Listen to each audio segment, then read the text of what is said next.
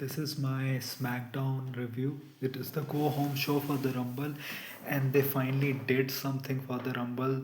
They had a six-man tag match in the end where everyone was throwing everyone out. Like, I've probably not seen this much, like six-man tags ending in a disqualification. Like Drew attacked Sami Zayn. You had Jacob Fatu then attacking Drew, then everyone attacking everyone. In the end, Drew was getting for a claymore on Cody, but then Sammy Helua kicked him. I don't, maybe Cody, I don't know who he was getting ready for a, a claymore on. Then Sammy Helua kicked him, and then you had Sammy and Cody having the undisputed title on their hand, but then Braun double speared them. So that kind of makes me like, okay, now Braun is not going to win the Rumble. Because generally, wrestling logic says that whoever stands tall on the show before the match, they generally lose. And I don't think Braun is winning. But if Braun is not winning, I hope then Seth Rollins comes back, because if you're not strapping the rocket on him now and you're still waiting that maybe will give him his moment at SummerSlam, then because we need to get that big money match in Las Vegas, and then give him Seth Rollins. Otherwise, like, you're just, because he doesn't seem as special as he was before the Punk versus Braun match. I don't know what happens if Seth does not come back and he still doesn't win the Rumble. I think Braun winning the Rumble is important for him to regain the momentum that he had. I'm I'm not saying it was the wrong decision to have Punk win, because it was the right decision. I just wouldn't have done the match itself. That is the thing that I have. Like, the show started with Randy, Cody in the ring, Randy being like, who is more scarier than a viper coming for his 15. People were actually booing Cody, and Cody, like the smart wrestler that he is, he said that, like, I get why you're booing me, because if if any wrestler comes out and says that, who just lost the undisputed championship, and says that they're gonna win it the third time and go for it again, I get why people will boo me. So he is very smart in it.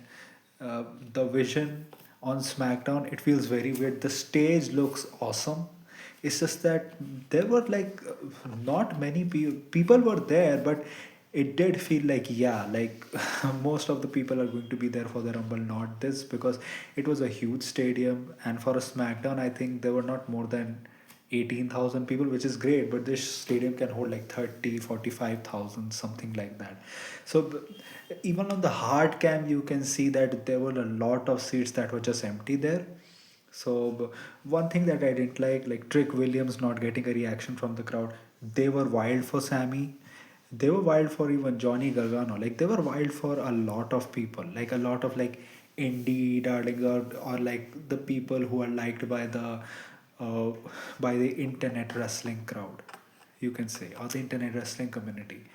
Carmelo Hayes versus Phoenix was great. One thing that I do think that kind of like is a problem right now with Carmelo matches is that in the end, it kind of turns into a one-sided match, because I think they want to showcase Carmelo as much as they can. So they have good intention. It's just that the sequence that we can get in the last 2-3 minutes of a match, when it's at a crescendo, it just turns into Carmelo getting his best moves in the end. But it was still a good match. People were chanting fight forever. Yeah, this shows that Phoenix has so much talent. And if you're having Penta team up with Ray and Dragon Lee, and now that Ray is injured, why not get Ray Phoenix on Raw?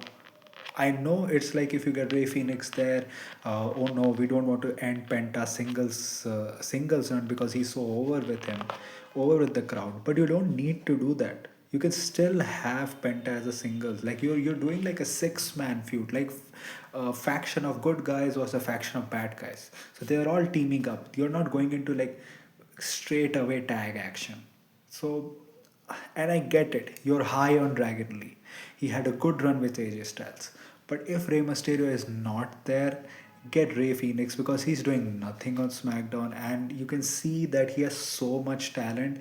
It's just that even WWE has not done much, and even in AEW we saw Penta has like a larger aura than Ray Phoenix. So yeah, I get it. It's a problem, but then put him into a tag team with someone who is not doing anything, who is like, why not have Matt Cardona and Ray Phoenix team up? It's not like Matt Cardona is going to do anything right now apart from Kit Wilson. Why not get them to team up? Like you had him team up with Andrade out of nowhere.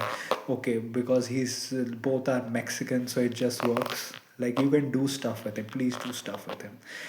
I think the solo and the White Six stuff was good. It's just that even though the stuff is good, like this feud has been going on for months now. It feels like it's been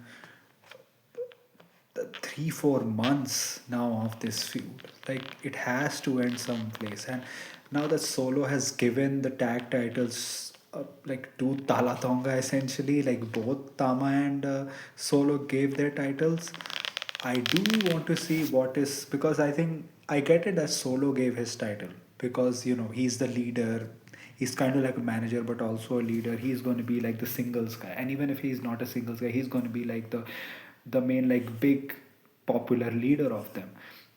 uh, the thing that they're doing, like they had Tama and Shinsuke also interacting with each other. And I see that they see potential in a Tama Tonga singles run. So I think probably Tala Tonga and JC Mateo are going to be tag team champions. But we have to see because Tama is still carrying that tag title. And after seeing what Tangaloa does in the ring, even with the free bird rule, I won't mind if he's not the tag team champions. But I do hope whoever like goes into the ring to fight for the tag titles, there is a dynamic that you have Tala there and you have a guy with him who can move fast, so that there is a mixed dynamic. This is what was missing from the Wyatt Six matches, but like the both Dexter and Joe Gacy wrestled the same style, and apart from they dress like supernatural people, they didn't look that intimidating in the ring. Like it was pretty boring. So yeah, I think MFT does need that. White Six saying that they're go like their greed will be their fall and they're gonna gun for the titles and the lantern and everything. Like, just end this stuff. The Judgment Day stuff, Judgment Day faced against Charlexa, like they actually interrupted. You had Stephanie Wacker helping Charlexa to defeat the Judgment Day. The Judgment Day had very like unique gears. Like I appreciate from that. Like they turned like a thing which is very bad from them into like a showcase for them showing their uniqueness. That was fun. Jade and Jordan Grace having a brawl has added some spice to their feud, which it didn't have till now. I don't know what like they were confronted by Rhea and Io Sky backstage. Apart from that, nothing. So yeah, I think the stuff that happened on SmackDown was good. It actually probably this was the show that promoted the Royal Rumble the most. It looked like they had to cram everything in, that they had to promote the Rumble. They had to like uh, they it was in Saudi, so they had to have some surprises and big people, and they also have to like haphazardly book a show because the main show is tomorrow. I think they did a good job. So, what do you think about the show? What do you think about my review? Tell me in the comment section. If you like this type of content, like this video, share and subscribe. If you don't, then share it with those who do. My social media accounts, which are my Twitter/X account and my Instagram account, links are in the description. So go follow me on that. My UPI ID link, which is shabboy@OKICICI, is also in the description. So coordinate any amount of money which can help me make YouTube a permanent career option. So that was it for me for today. So thank you. Goodbye. Alvida.